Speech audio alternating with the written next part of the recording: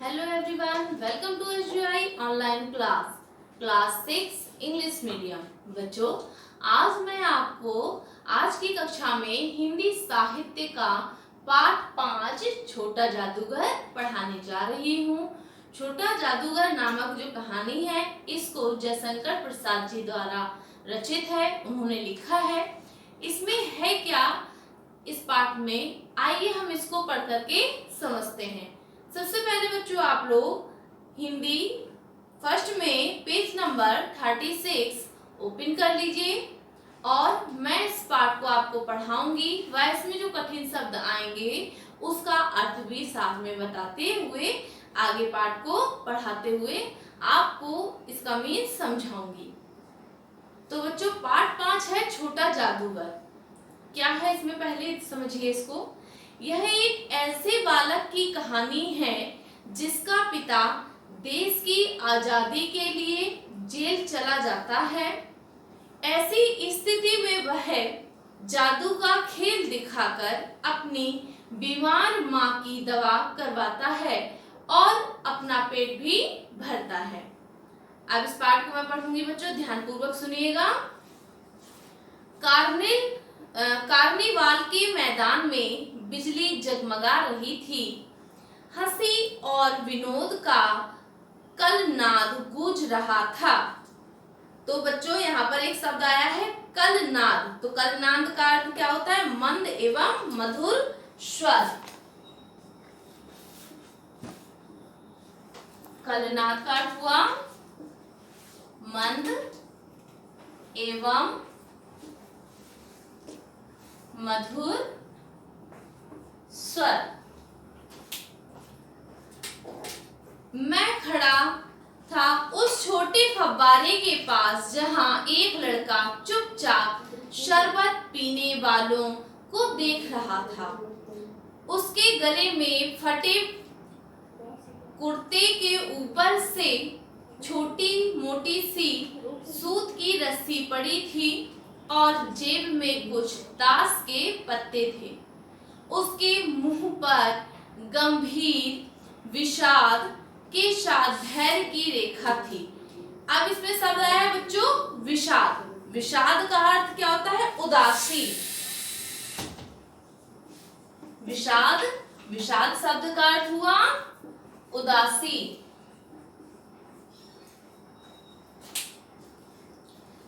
मैं उसकी ओर जाने क्यों आकर्षित हुआ।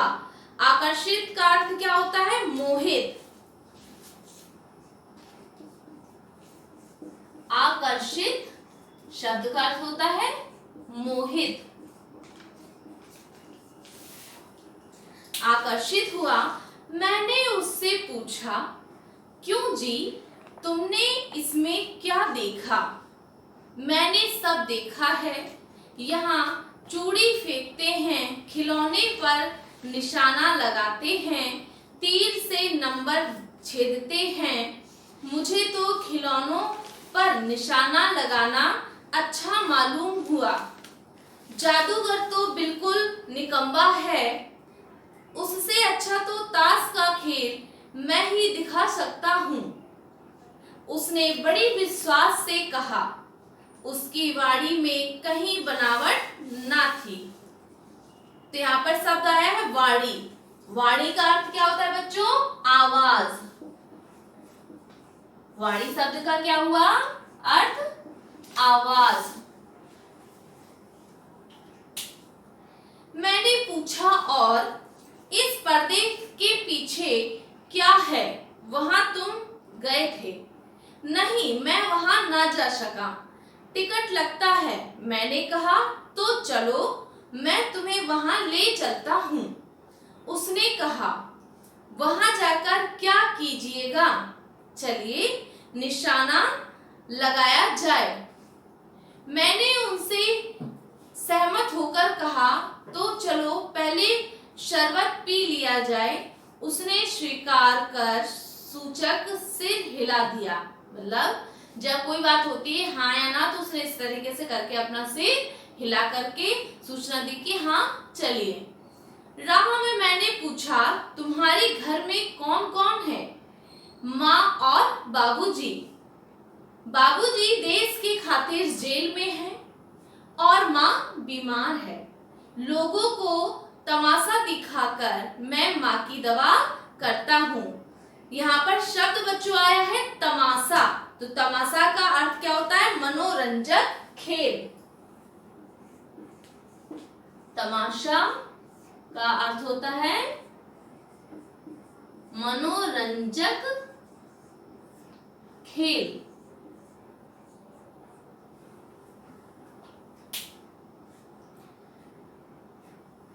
तमाशा दिखाकर वो अपना पेट भरता है। वह पक्का निशानेबाज था।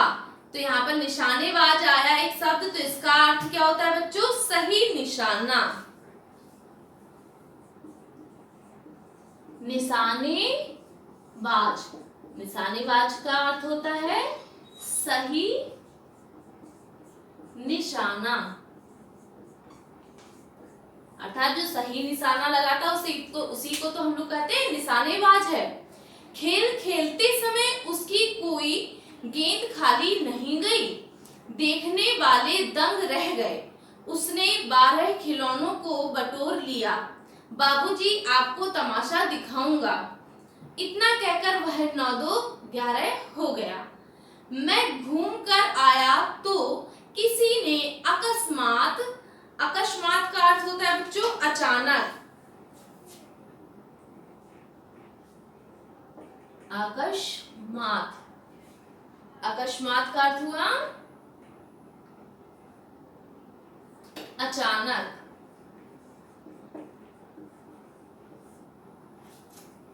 किसी ने अकस्मात हिडोल से पुकारा, बाबूजी। मैंने पूछा कौन है? मैं हूँ छोटा जादूगर। हाथ में 4 खाने की खादी का झोला, साफ जांघिया और आधी बाहों का कुर्ता, सिर पर मैला रुमाल सूत की रस्सी से बंधा था। मस्तानी चाल में झूमता हुआ कहने लगा, बाबूजी नमस्ते, आज कहिए तो खेल खिलाऊं।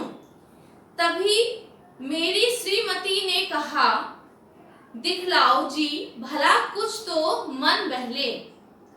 उस दिन कार्निवाल से जीते सब खिलौने उसके खेल में अपना अभिनय करने लगे। भालू मनाने लगा, बिल्ली रूठने लगी, चिड़िया का ब्याह हुआ, ताश के सब पत्ते लाल हुए, फिर सब काले हो गए। लट्टू अपने आप नाच रहे थे। श्रीमती जी ने धीरे धीरे से उसे 1 रुपया दिया। वह उछल पड़ा। मैंने कहा, लड़के, छोटा जादूगर कहिए, यही मेरा नाम है, इसी से मेरी जीविका है। तो बच्चों यहाँ पर एक शब्द आया है जीविका। जीविका का अर्थ होता है रोजी। जीविका, जीविका शब्द का अर्थ हुआ रोजी। वह नमस्कार करके चला गया। फिर एक दिन मैंने उसे एक झोपड़ी के पास कंबल कंधे पर डाले खड़े देखा। पूछने पर उसने उत्तर दिया, माँ को अस्पताल वालों ने निकाल दिया है। झोपड़ी में देखा तो एक स्त्री चिथड़े से लदी हुई कांप रही थी।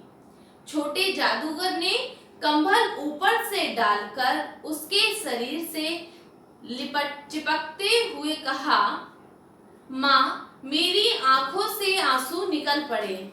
बड़े दिन की छुट्टी बीत चुकी थी। छोटे जादूगर को फिर से देखने की इच्छा हुई। 10 बज चुके थे। मैंने निर्मल धूप में सड़क के किनारे एक कपड़े पर छोटे जादूगर का रंगमंच देखा। तो यहाँ पर बच्चों एक शब्द आया है निर्मल। निर्मल का अर्थ क्या होता है? शुद्ध, स्वच्छ। और रंगमंच का अर्थ होता है नाटक खेलने का स्थान। तमाशा हुआ, परंतु जादूगर की वाड़ी में प्रसन्नता नहीं थी। मैंने उसकी पीठ थपथपाते हुए पूछा, आज खेल जमा नहीं। उसने अविचल, अविचल का अर्थ होता है अचल या स्थिर। अविचल का बच्चों अर्थ क्या होता है? अविचल का अर्थ हुआ अचल या स्थिर। भाव से उत्तर दिया। माँ ने कहा कि आज तुरंत चले आना, तेरी घड़ी समीप है। अर्थात उन्होंने क्या कहा कि खेल समाप्त करके तुरंत चले आना, क्योंकि जो मेरी घड़ी समीप है। उनका कहने का मतलब था कि उनका अंतिम समय आ रहा है। मैंने क्रोध से कहा, तब भी तुम खेल दिखाने चले आए। उसने कहा, क्यों ना आता। मोटर में बैठाकर मैं तुरंत उसे उसकी झोपड़ी की ओर ले गया। उसके अंदर पहुंचते ही माँ के मुंह से बे निकल कर रह गया। उसके दुर्बल हाथ उठकर गिर गए। जादूगर उससे लिपट कर रोने लगा। उस उज्जवल धूप में पूरा संसार जैसे जादू सा मेरे चारों ओर नृत्य करने लगा। अब बच्चों ये पाठ यहीं पे समाप्त हो रहा है। इसमें क्या शिक्षा दी जा रही है कि एक छोटा सा बच्चा समस्याओं से ग्रसित होकर किस प्रकार से अपना अनुभव या अपना अभिनय इस संसार में वह निभा रहा था। उसके पिताजी जेल में थे, माताजी बीमार थी, उनका इलाज करने के लिए उसके पास पैसे नहीं थे, फिर भी उसने हिम्मत नहीं हारी। अंत तक वह कोशिश करता रहा, लेकिन विधाता के आगे उसकी एक भी ना चली। इसलिए कहा जाता है कि कोशिश करने वालों की कभी हार नहीं होती। सफलता ना मिली तो क्या हुआ, सफलता ना मिली तो क्या हुआ, फासले तो कम होंगे ही।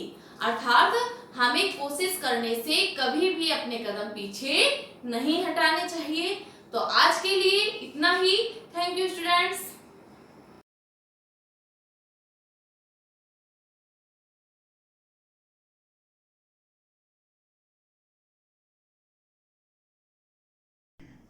Good morning students, I welcome you to the online classes of SGOI.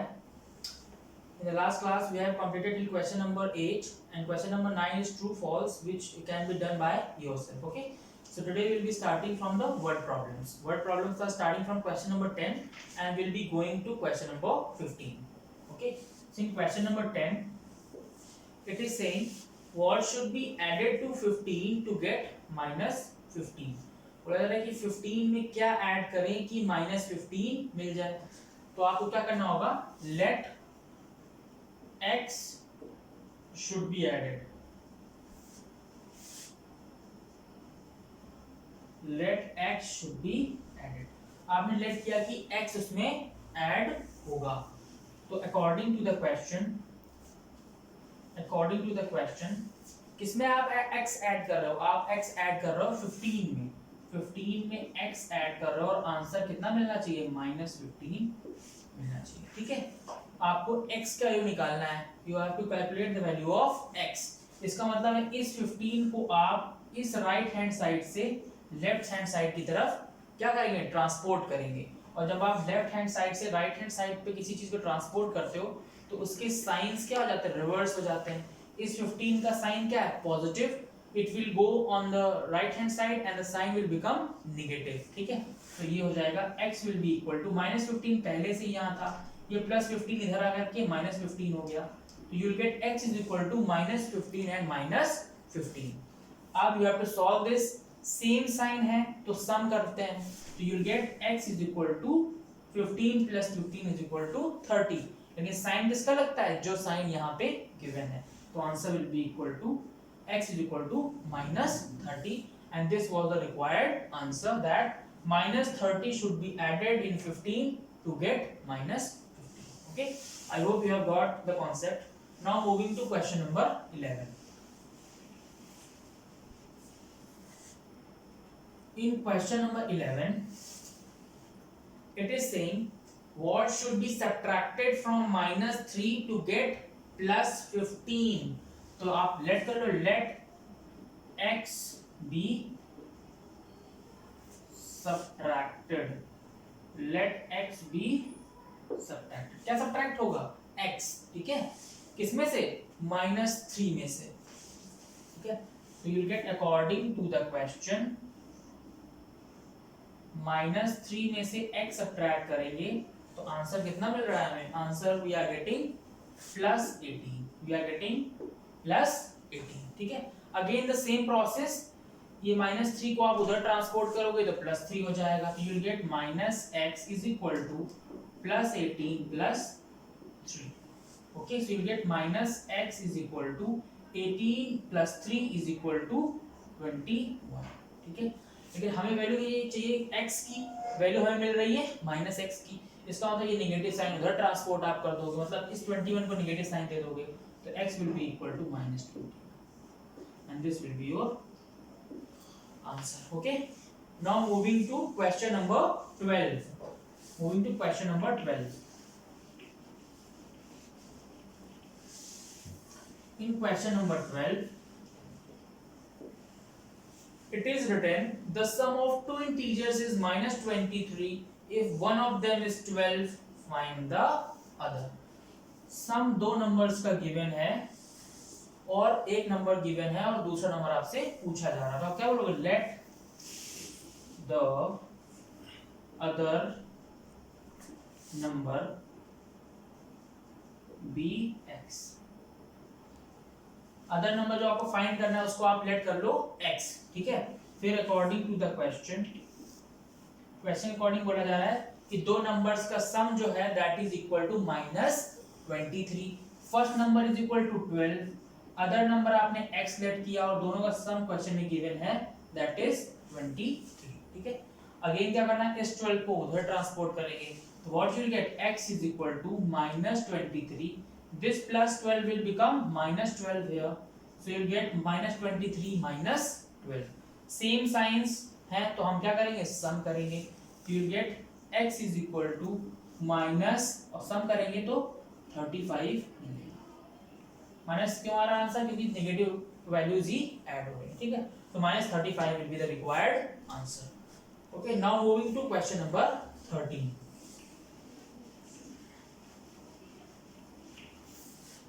Moving to question number 13, it is being said while playing cards, Amit lost ₹70 in the first game, ₹50 in the second game, and ₹35 in the third game. Okay, एक Amit is playing cards और उसने क्या किया? पहले game में हारा ₹70, second game में हारा ₹50 और थर्ड गेम में हारा ₹35, ठीक है। उसके बाद फोर्थ गेम में ही गेन ₹60, मतलब फोर्थ गेम आते आते फोर्थ गेम में वो ₹60 जीता। उसके बाद in fifth game he gained ₹80 again, मतलब टोटल गेम उसने खेले 5। स्टार्टिंग के 3 गेम्स में he lost some money and in last 2 games he won some money. So ultimately it is asking what was his net loss और gain. It is saying आपको बताना है कि उसका नेट लॉस या नेट गेन कितना था। तो हम क्या करेंगे? पहले टोटल लॉस निकालेंगे, देन टोटल गेन निकालेंगे, then will find the comparison between the loss and gain. तो पहले आप लिखोगे total loss, total loss is equal to rupees. पहले गेम में कितना हारा वो? 70, then 30 and then 50, 70 then 50 and then 35. पहले गेम में he lost 70, in second game he lost 50, and in third game he lost ₹35. When you will add all of them, you will get 70 plus 50 is equal to 120. 120 plus 35 is equal to 155. That means in the starting 3 games he lost the sum of rupees is equal to 155. Now total gain, total gain। Fourth और fifth match में क्या हुआ? उसने पैसे जीते। कितने जीते? In fourth game he won ₹60, in fourth game he won ₹50, and fifth game he won ₹80। तो कितना गेन हुआ उसको 80 + 60 = 140। ठीक है, टोटल लॉस कितना है 155, टोटल गेन कितना है 140। तो अब हम कंपेयर करेंगे लॉस ज्यादा है कि गेन ज्यादा है। We can clearly see loss is greater than gain. We can say loss is greater than gain, जो लॉस है वो गेन से बड़ा है, therefore he has loss in total. Total में उसे क्या हुआ लॉस हुआ, और लॉस हुआ कितने का डिफरेंस निकालेंगे। Loss is equal to total loss minus total gain. Loss कितने का हुआ, टोटल लॉस में से टोटल गेन को सब्ट्रैक्ट कर देंगे, तो loss will be equal to ₹155 minus 140, that means ₹15। 15 रुपए का उसको क्या हुआ टोटल में लॉस हुआ। ठीक है, तो this is the solution for question number 13। Now moving to question number 14।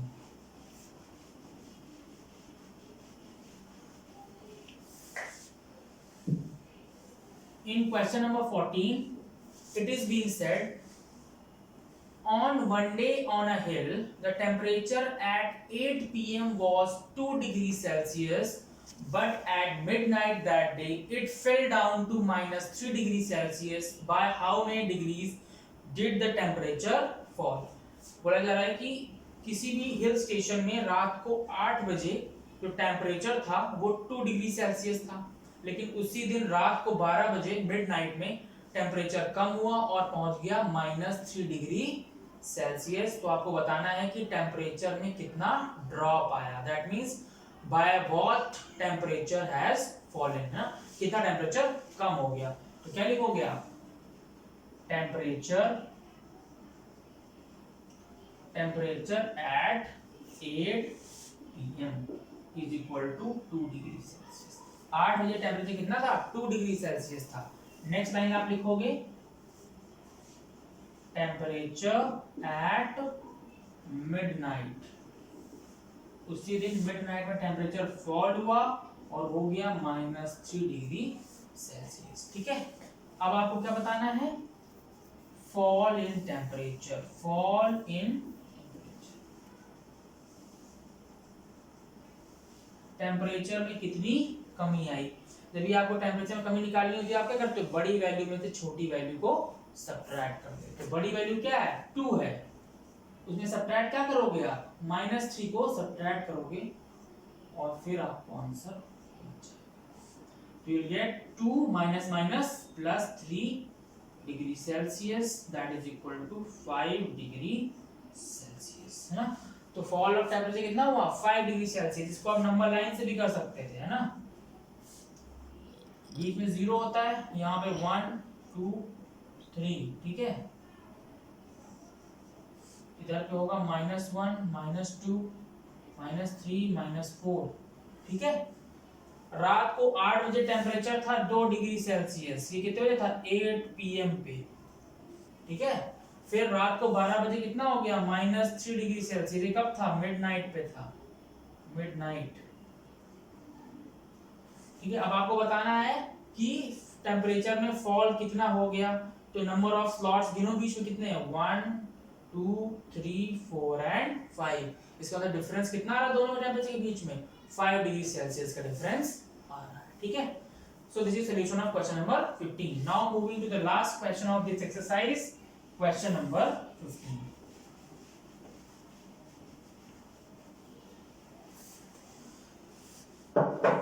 Question number 15. Before knowing this question, before telling the solution of this question, I would like to tell you certain thing regarding directions. Direction आपको पता है ना? This is called east, this is called west, this is called north, and this is called south. ठीक है? आप question पढ़ते हैं. In question it is saying a car traveled east of Delhi by 100 kilometer and then to the west of it by 130 kilometer. How far from Delhi was the car finally? बोला जा रहा है कि एक car है, बीच में दिल्ली है, ठीक है, this is Delhi. There is a car which is moving 100 and only 100 kilometre towards east. Delhi का ईस्ट क्या होगा, ईस्ट डायरेक्शन इधर की होती है, मतलब कार यहां से यहां पर गई 100 किलोमीटर, ठीक है। उसके बाद बोला जा रहा है यहां पहुंचने के बाद वो वेस्ट डायरेक्शन में 130 किलोमीटर गई। वेस्ट किधर होता है, इधर होता है, इसका मतलब कार वापस यहां से 130 किलोमीटर इधर आ गई, 130 किलोमीटर, और ये है दिल्ली, दिस इज दिल्ली, ठीक है। आपसे पूछा जा रहा है कि कार अब फाइनली किस पोजीशन पे, या बोले कितनी डिस्टेंस पे है, कहां से, दिल्ली से। तो आपको क्या करना होगा, यहां से यहां तक की डिस्टेंस 130, यहां से यहां तक की डिस्टेंस 100, तो इतनी डिस्टेंस कितनी होगी, 130 में से 100 सब्ट्रैक्ट कर देंगे, तो आप लिखोगे distance of car from Delhi कितनी हो जाएगी, 130 माइनस 100 किलोमीटर, कितना आएगा, 30 किलोमीटर। और किस डायरेक्शन में है, दिल्ली ये है और कार ये है, तो दिल्ली से कार किस डायरेक्शन में है, वेस्ट डायरेक्शन में है, तो 30 किलोमीटर क्या आएगा आंसर, वेस्ट। तो car is 30 kilometre from Delhi towards waste. Okay, so this is the completion of your chapter 3. Okay, so this is the completion of chapter 3 along with the completion of your second unit test syllabus. We'll be starting with our next chapter in our next class. Thank you.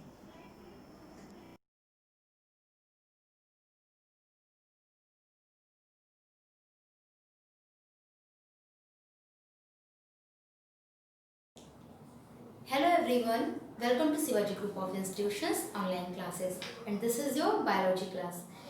Today we will discuss about the exercise of unit first, cell and its part. Students, in our previous videos we already finished this chapter, this unit first, cell and its part. So today we will discuss all the exercise of this unit. Okay. First of all, the multiple choice question, and the first question is, the cell was discovered by Robert Hooke. As you know that cell was discovered by the Robert Hooke, and the first option is here, the Robert Brown. So what is the discovery of the Robert Brown? So, Robert Brown discovered the nucleus which is present inside the cell. So Robert Brown do the discovery of nucleus and Robert Hooke discovered the cell. So the right answer is Robert Hooke. Next, the cell is surrounded by a membrane called, you know that every cell is surrounded by a membrane like this, which provides the support to a cell or rigidity to the cell, is called cell membrane. So the right answer is cell membrane. But students, in plant cell there is a one more outer covering of is present, is called cell wall. But this cell wall is present only in plant cell, not in animal cell. But here the question is, cell is surrounded by a membrane. Here is no specify that which type of cell is surrounded. Here is asked only the cell is surrounded by a membrane is called cell membrane, because every cell is surrounded by a membrane called cell membrane. Okay. So the right answer is the cell membrane. Next, organelles are present inside the cell. There is a lots of organelles are present, and these organelles are present in a liquid which is present inside the cell. It is called cytoplasm. So the answer is cytoplasm. All the organelles are present in cytoplasm. Next question. Each cell has a, every cell has a, क्या होता है सब में, cell wall. हर एक cell में cell wall नहीं होती है, because in animal cell cell wall is absent. Chloroplast, in animal cell chloroplast is also absent. All of the above is not a right answer. So right answer is the nucleus, because each cell has a nucleus. Every cell has a nucleus. Without the nucleus there is no possibility of cell. And the next is a cell organelle commonly called suicide bag is, which cell organelle is called suicide bag? lysosome. Why? Because lysosome has the capacity to remove, means to digest the waste material, the waste cell organelles. So it digests the waste material, so it is called the suicidal bag of the cell. It removes the waste of the cell. Okay. Next is the fill in the blanks. So first is the dash is the control center of the cell. What is the control center of the cell? Is the nucleus. Because nucleus is also called the brain of the cell and it controls all the activities of the cell. That's why the nucleus is called the control center of the cell. The next fill in the blank is the instrument used to see tiny object is called those objects which we can't see with the naked eyes are seen with the help of microscope. Microscope. So the tiny objects which we cannot see with the naked eyes is seen with the help of microscope. Next is the dash is called the kitchen of the cell. So the chloroplast is called the kitchen of the cell. Why? Because chloroplast have the green pigment called chlorophyll and this green pigment help the cell to produce its foods by the process of photosynthesis. In the process of photosynthesis, chlorophyll is needed and this green pigment is present in chloroplast. So this organelle, this cell organelle, chloroplast is known as kitchen of the cell. And if we ask the question which part of the plant is called the kitchen of the cell, answer is leaf, because in leaf prepare food for all the part of the plant. So leaf is the kitchen of the cell, kitchen of the plant. Okay. Next is the dash, dash and dash are the parts of a cell. So the answer is cell membrane,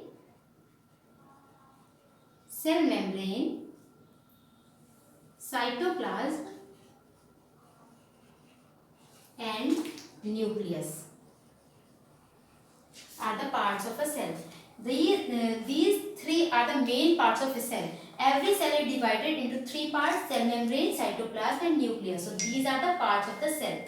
Next is energy is produced in mitochondria. And mitochondria is also known as powerhouse of the cell. That's why, because energy is produced in the cell, that's why it is called powerhouse of the cell. So the answer is energy is produced where? Mitochondria. And the next is the term cell was given by, the term cell was given by Robert Hooke. Robert Hooke proposed the cell or discovered the cell first time. Okay. Next, the cell wall is present in plant cell, because students, you know that in animal cell wall is absent, but in plant the cell wall is present. Next statements are true or false. And the first question of the true false is most cells have only one nucleus. Yes, all the cells have only one nucleus. So this statement is true. Second statement, only the nucleus of a cell represent the protoplasm. So student, what is protoplasm? Combinedly, the protoplasm is a living structure, living structure of a cell. So only the nucleus of the cell represent the protoplasm? No, because inside the nucleus, the liquid which is filled inside the nucleus is a nucleoplasm, not a protoplasm. Protoplasm is the combined form of nucleoplasm and cytoplasm. So this statement is false. Okay, only nucleus doesn't represent the protoplasm. Third one is most cells are microscopic. Yes, this statement is true. Why? Because all the cells are seen with the help of microscope. So those cell organisms, those objects which can be seen with the help of microscope are called microscopic organelles, microscopic organisms, microscopic objects. So the cells, most the cells are microscopic, means they can see with the help of microscope because they are very smaller in size. Next, all living organisms are made up of cell. Yes, absolutely right. This statement is also true because all the living beings are made up of cell. Like this is the classroom and this classroom is made up of walls and walls are made up of bricks. Similarly, the living organism body are also made up of cells. Next, cell must have a nucleus to live. Yes, this statement is also true because nucleus is the brain of the cell and without brain it is possible to live? No. So every cell has a nucleus to live. Next, every cell has a cytoplasm. Yes, every cell has a cytoplasm. This statement is also true because in the cytoplasm all the cell organelles are present. Inside the cell there is a liquid which is called cytoplasm and in cytoplasm all the cell organelles are present. Next statement, all cells in a multicellular organism can live independently. Means multicellular organisms are made up of many cells and all the cells in multicellular organisms सभी cell क्या independently live हो सकती है, रह सकती है? नहीं, because all the cells have a different function, a specific job, specific function. They are dependent on the another cell. Okay, like our body, human beings are also multicellular organisms, but all the cells inside our body has a specific function. Some are help in digestion, some help in the movement like muscle cells help, some help in the digestion like our stomach. So there are different types of cells which perform the different function. They are dependent to each other. So one cell cannot live independently and this statement is false. Next, the outermost covering in an animal cell is called cell wall. No, this statement is also false. Why? Because the outer covering of the animal cell is the cell membrane, not a cell wall. Cell wall is absent in animal cell and present only in plant cell. That's why this statement is false. Students, I think this is sufficient for today. We will discuss the next exercise in our next class. Thank you students. Have a nice day.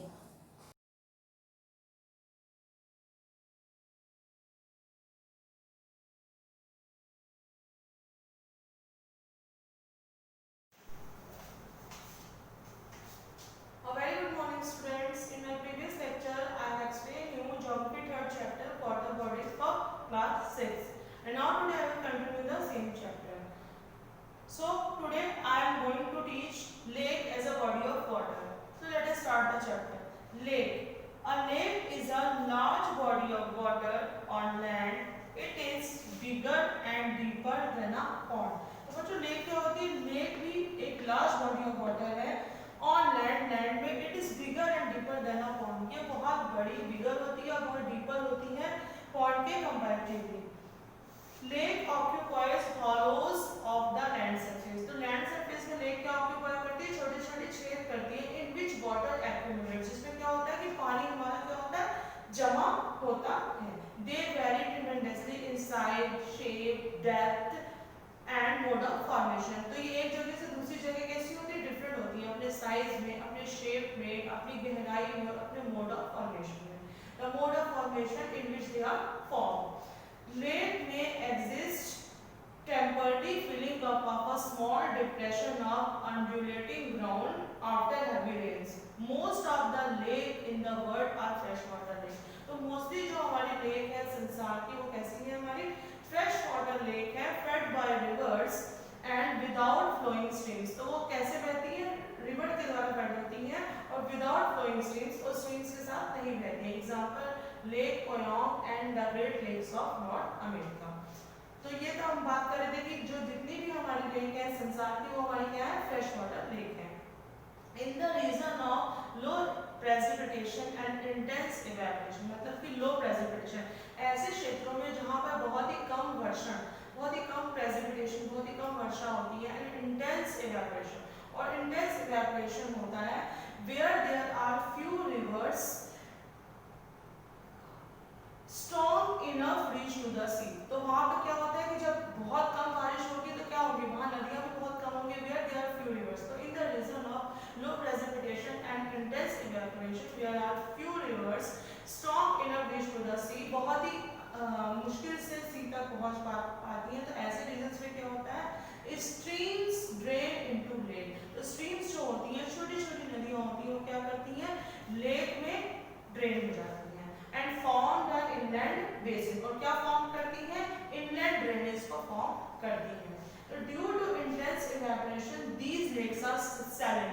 तो intense evaporation की वजह से, बहुत ही ज्यादा evaporation, वाष्पन होने की वजह से ये जो लेक्स होती हैं ये क्या होती है, सैलिन होती है, मतलब बहुत ही क्षारीय होती है, इनमें नमक होता है।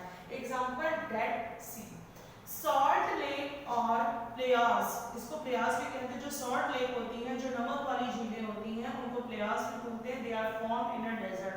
तो ये कहाँ पे फॉर्म होती है, वो जो डेजर्ट में फॉर्म होती है, रेगिस्तान में। तो अब हम बात करते हैं इंपॉर्टेंस ऑफ लेक। आपको समझ आ गया कि लेक क्या होती है। अ lake is a large body of water on land. It is deeper and bigger than a pond. Now importance of lake. There are so many importance of lake. In countries where there are lake are found in abundance have placed a very important role in the human, social, economic and cultural life of human being. तो first important इसका हम बात करते हैं economic and industrial development. तो जैसे बच्चों की early settlements and town sites are very much influenced by the presence of the lake. तो जो हमारे early settlements थे, जो हमारे town sites थे, वो बहुत ज़्यादा influence थे lake के presence से। Great Lake, जैसे just like St. Lawrence Lake, were responsible for the development of industries in the area. जो Great Lake है हमारे St. Lawrence Lake है, वो responsible है industries के development के लिए। तो these are very important for the development of economic and industrial development. Great Lake of North America provide a cheap and convenient form of transport for bulky and heavy goods. तो जैसे कि हमारी बहुत great lake है, जैसे कि example great lake of North America. तो north America की जो ग्रेट लेक्स है वो प्रोवाइड करती हैं जो बहुत ही चीप, बहुत ही सस्ता और कन्वीनियंट, सुलभ ट्रांसपोर्ट का साधन बल्कि प्रोडक्ट्स के लिए, भारी प्रोडक्ट्स के लिए, जैसे कि coal, iron, machinery and timber. So they place an important role in the transportation. Now next is water storage. तो either lakes of either natural or artificial origin are the vital source of domestic water supply to surrounding towns and industrial sites. तो lake चाहे हमारी natural हो बच्चों, चाहे हमारी artificial हो या मैन मेड हो, उनका क्या होता है, मेन सोर्स क्या होता है, they supply water to surrounding areas and industrial sites पे और सराउंडिंग एरियाज पे क्या करते हैं, वाटर सप्लाई करते हैं. जैसे lake Okhla reservoir supplies water to Delhi. Now next is hydroelectric power generation. In the mountainous districts, lakes or man-made reservoirs are used to generate hydroelectric power generation. तो mountainous districts में, पर्वतीय क्षेत्रों में लेक जो होती है और या man-made रिजर्वर हो गया. man-made रिजर्वर क्या होते हैं, वो जो डैम्स, तो वो क्या उनका किस लिए यूज किया जाता है, हाइड्रो इलेक्ट्रिक पावर को जनरेट करने के लिए, जल विद्युत शक्ति को जनरेट करने के लिए यूज किया जाता है. Now next is agricultural purposes. तो most fresh water lakes, जितनी भी fresh water lakes होती है, once they dry up, जब एक बार वो सूख जाती हैं, तो they are covered with the thick layer of fertile aluminium. क्या हो जाता है बच्चों कि एक बार जब जितनी भी fresh water lakes होती है, एक बार जब वो सूख जाएंगी, तो उनके ऊपर क्या हो जाता है, they are covered with वो बहुत thick layer से covered हो जाती हैं. वो thick layer किस चीज की होती है, fertile alluvium, जलोढ़ मिट्टी. नदियाँ अपने साथ क्या लाती है, नदियाँ अपने साथ fertile soil लाती हैं. तो ये fertile soil होती है, they are very useful for agriculture. तो some fresh water lakes once they dry up, they are covered with thick layer of fertile alluvium that is suitable for agriculture. So, is it clear? Agricultural purposes. Now next is model multi-purpose dams. तो बच्चों बात करने जा रहे हैं model multi-purpose dam. Besides generating electric power, also supply water for irrigation. तो hydroelectric power generate करने के अलावा लेक का क्या यूज होता है कि मॉडर्न मल्टीपर्पज है, मतलब supply accurate water for irrigation. Now next is source of food. Many large lakes like Caspian Sea and Great Lakes have important supply of food in the form of fresh water fish. तो क्या होता है बच्चों कि जितनी भी mostly lake हैं, जो मोस्टली लार्ज लेक हैं, जैसे कि कैस्पियन लेक और हमारी क्या हो गया ग्रेट लेक, वो क्या करती है हैव इम्पोर्टेंट सप्लाईज, मतलब बहुत ही ज़्यादा सप्लाई करती हैं फूड की. किस फॉर्म में? फ्रेश वाटर फिश की फॉर्म में. So lake is also a source of food. Source of minerals. Salt lake provide valuable rock salts. In the Dead Sea, the highly saline water is being evaporated and common salt is produced. तो आपने देखा होगा कि in Dead Sea में क्या होता है, जो highly saline water होता है, Dead Sea का पानी कैसा होता है? बहुत ही खारा होता है, इसमें बहुत ज़्यादा मात्रा में क्या होता है? नमक होता है. In the Dead Sea, the highly saline water is being evaporated. तो जो बहुत highly saline water होता है, वो क्या हो जाता है? Evaporate हो जाता है, वाष्पित हो जाता है. तो उससे क्या होता है? उससे बच्चों क्या होता है? Common salt produce होता है, नमक produce होता है. तो lake is also a source of minerals. Now next is control the river flow. The lakes help to control the flow of the water in the river. तो lake क्या करती हैं कि water के flow को भी कंट्रोल करती है, रिवर में वाटर का जो फ्लो है उसको भी कंट्रोल करती है. Now next is tourist attraction and health resort. तो some of the world best holiday and health resorts are located on the lake side.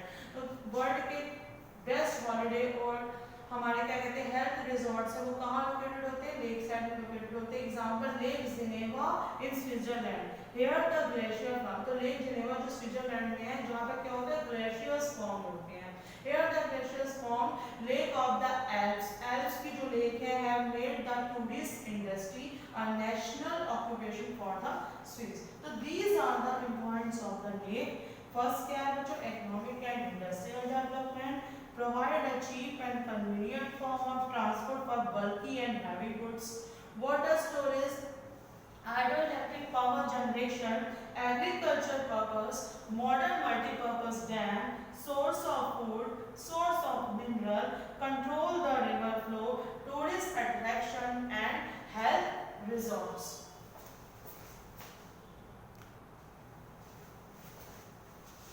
तो आज बच्चों मैंने आप लोगों को क्या बताया? आज मैंने आप लोगों को लेक के बारे में बताया. लेक के बारे में मैंने क्या बताया कि a lake is a large body of water on land. It is bigger and deeper than a pond. It occupies hollows of the land surface where water accumulates. They vary tremendously in size, shape, depth and mode of formation. Most of the lakes in the world are freshwater lakes fed by rivers and without flowing streams. Is it clear? Now that's all for today. I will continue this chapter in my next video.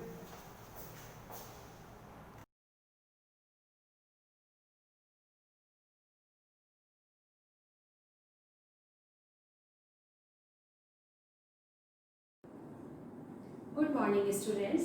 This is class 6E. Subject is computer. Today's chapter creating and managing table in MS Word 13 sorry. Students, in previous class we discussed how to improve or how to increase row height and column width, how to how to insert table and how to delete a table, ठीक है, how to insert row and column, etc etc. Today we discuss merge cell, split cell, both topic. Okay, now the first topic is merging cell. First is what is the meaning of merging cell? Merging cell means combine or join two or more cells. Okay, combine or join two or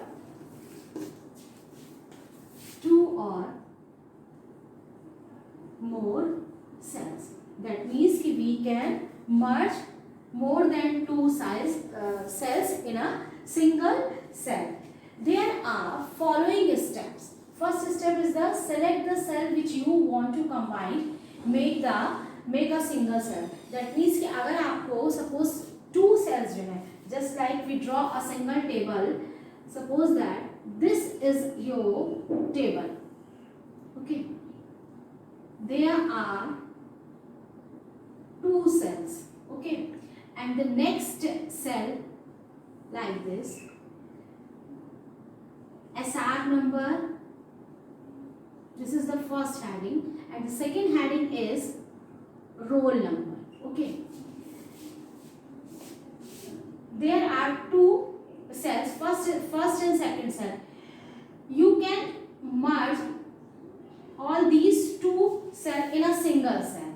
Okay, to select these cells which you want to combine or make a single cell, you select these two cells with the help of mouse. Second is the click on layout tab. Second is the layout tab. Second select click on layout tab. Students, you know very well कि where is the layout tab situated. Layout tab present on your main menu. Okay, when you select or click the layout tab in the merge group. Okay, in the merge group, click on merge cell option like this. When you select merge cell group, you see in your table these two selected cells are converted in a single cell. Suppose that name is a class 6E like this. Okay, that means कि there जो आपका यहाँ पे जो separation वाला जो portion था, जो लाइन यहाँ पे थी, वो आपकी डिसेबल हो जाएगी और ये आपका एक बड़ा सा एक बिग जो है वो सेल हो जाएगा जो इन दोनों के ऊपर इस तरह से डिस्प्ले होगा. Okay, next is the where is the layout tab situated. Just like this is the main menu, there are design. Okay, there are so many tabs. In main menu, layout tab present. When you click, first step is this, when you click layout tab, when you click the layout tab, there are another group display. This is called the merge group. This is called the merge group. In merge group, there are three options or three buttons. First is the merge cell. Second is the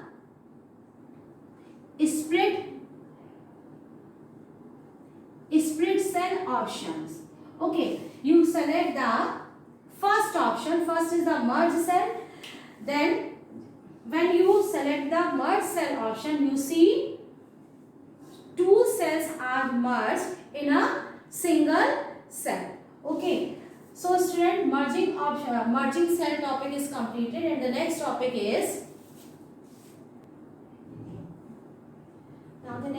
is splitting cell or split a cell. Split cell or splitting property is the opposite property of the merging cell. Okay student, what is the splitting cell? Splitting means divide a cell into two or more cells. Splitting means breaking a cell. Okay, that means a cell divided into two or more cells.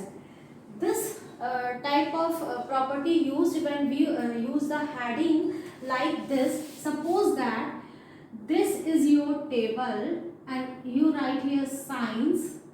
Okay, and below signs heading like this one.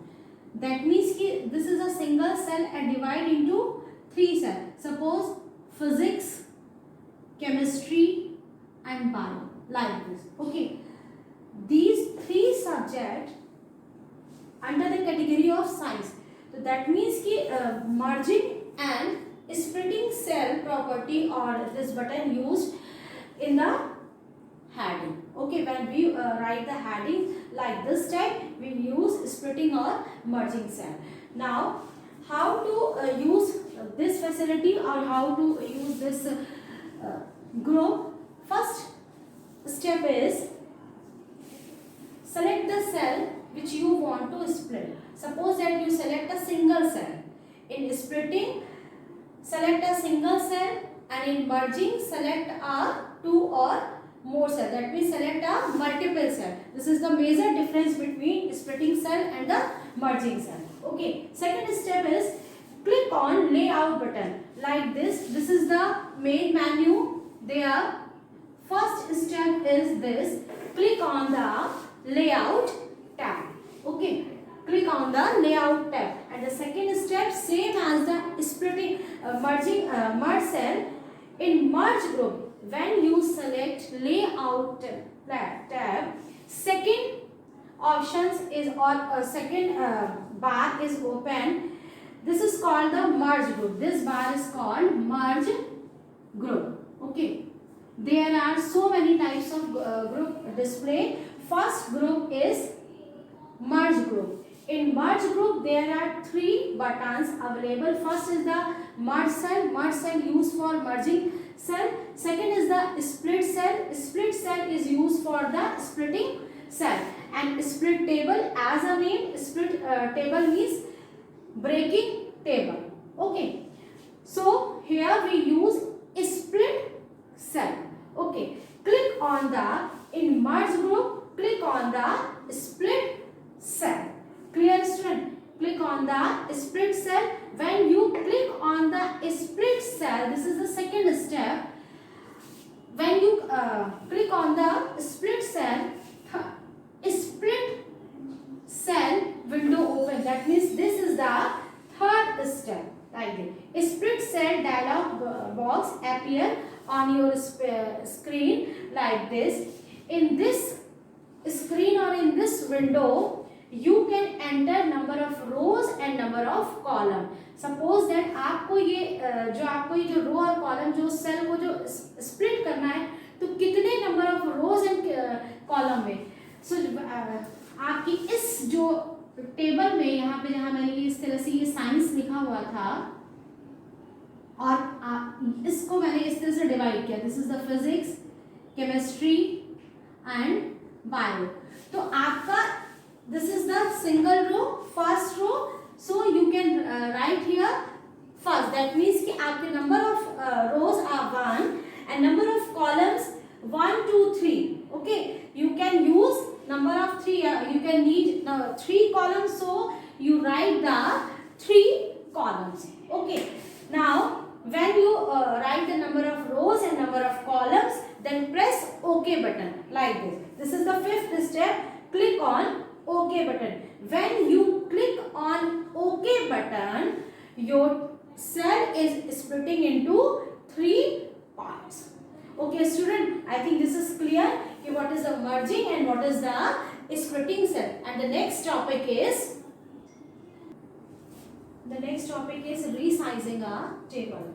Resizing means to change the size of the table. Okay.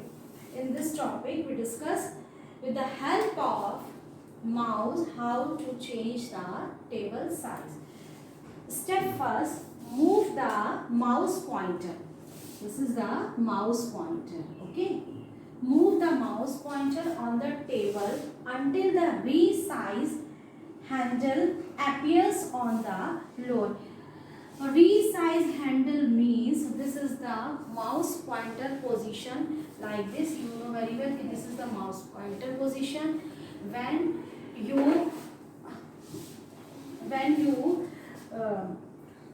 move the mouse pointer on your table edge like here, the mouse pointer change in resize handle. Okay, like this. Okay, this is the resize handle. Like this or this one. This is the resize handle. Okay. आपको जैसे ही resize handle symbol बन के आएगा, अब आपको mouse को drag करके press the left mouse button. Mouse को ड्रैग करने के लिए आपको लेफ्ट माउस का जो बटन है वो आपको प्रेस करना पड़ेगा and drag until the table of the size you want. यानी कि आपको यहाँ पे माउस का लेफ्ट बटन प्रेस करके उसको माउस को प्रेस करके आपको प्रॉपर ऐसे खिसकाना है, तो ये अपने आप इसके एजेस जो है ये यहीं से ही आपका साइज जो है वो इंक्रीज। सपोज आपने इसको यहाँ से यहाँ पे खिसका के ले गए तो आपकी जो ये टेबल है इसका साइज इस तरह से आपका ये यहाँ पे ये इंक्रीज हो जाएगा। Okay, and leave the mouse button, you can see the table is resizing or increase the table size. Same as the when you decrease the table size, you resize handle appears on your lower size like here or here in both side. Click mouse left button and drag here. Okay, from this position to this position and table size is like this. Okay, this is the increased size of table and this is the decreased size of table. So student, I think today is sufficient topic. Okay, thank you, have a nice day.